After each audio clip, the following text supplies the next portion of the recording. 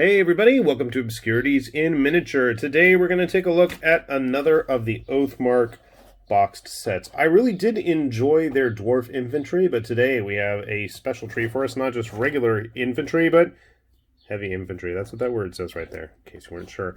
So anyway, nice deal. Much like the previous Oathmark box we put together, 30 models inside, all multi-part plastic. You can see here, so we get to build them with either close combat and shield or two-handed weapons, and then there's some extra parts for banner bearers and officers as well. Okay.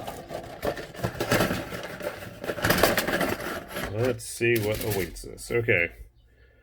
Bases, square bases. Because obviously Oathmark is supposed to be a mass battle game.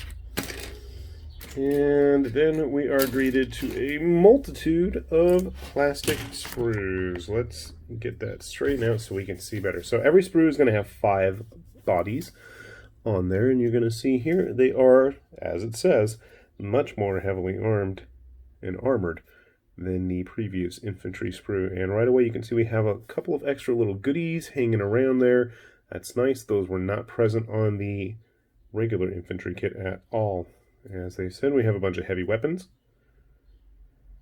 And if you're like me, you're already thinking about possibilities of using them for Frostgrave or other games. Now, interestingly, these shields all look to be about the same size, but actually all have different designs on them. That's kind of cool. Ooh, and lots, and I kid you not, lots of heads. That really is a lot of heads. 2, 4, 6, 8, 10, 12, 14, 16, 18, 20, about almost 25 heads. Give or take, because I can't count, obviously.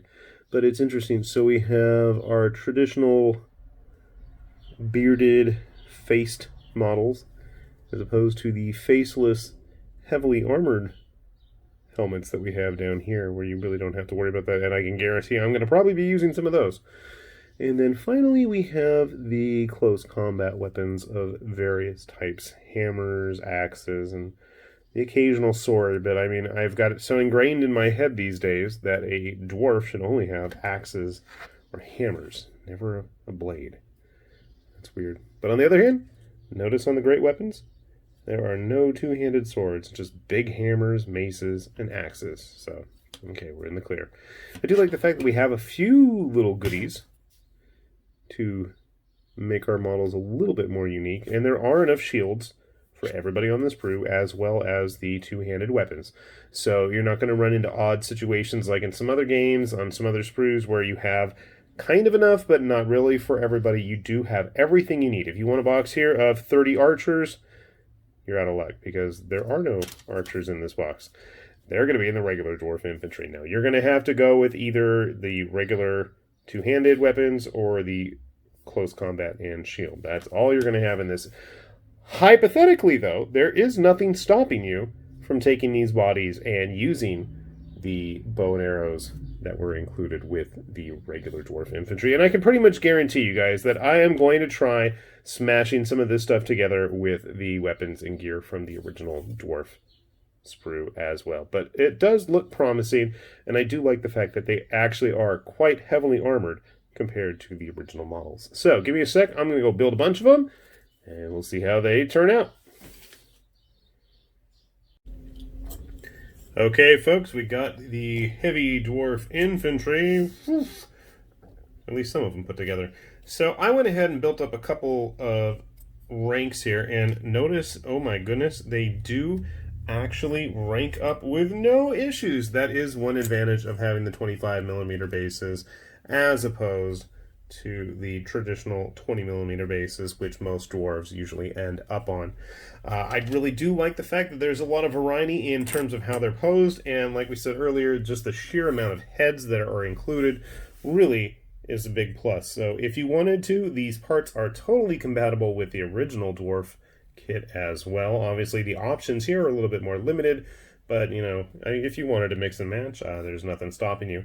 So for the great weapons, I went ahead and put the full face masks. I figure if they're going to be wading into wading into armor. Wading into battle, they're going to need a lot more heavier armor, which is what I was going to say, as they're brandishing their weapons. Not a sword in sight, well, at least not on these guys. I went ahead and used some of the other uncovered face long beards, and they are quite different than the regular dwarf infantry. We'll grab a couple of those. I did grab one guy and give him 2 swords. Why not? I don't know. I am going to have to put some scabbards on him. That bugs me. He does have a dagger.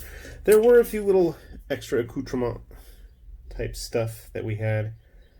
Horns, shields, beard steins.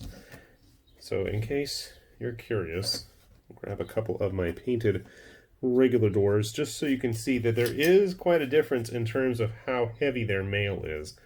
And my favorite little Gimli looking dwarf here.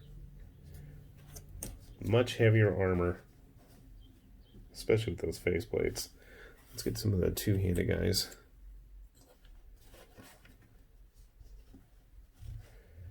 So yeah, you can see they're definitely a lot heavier looking.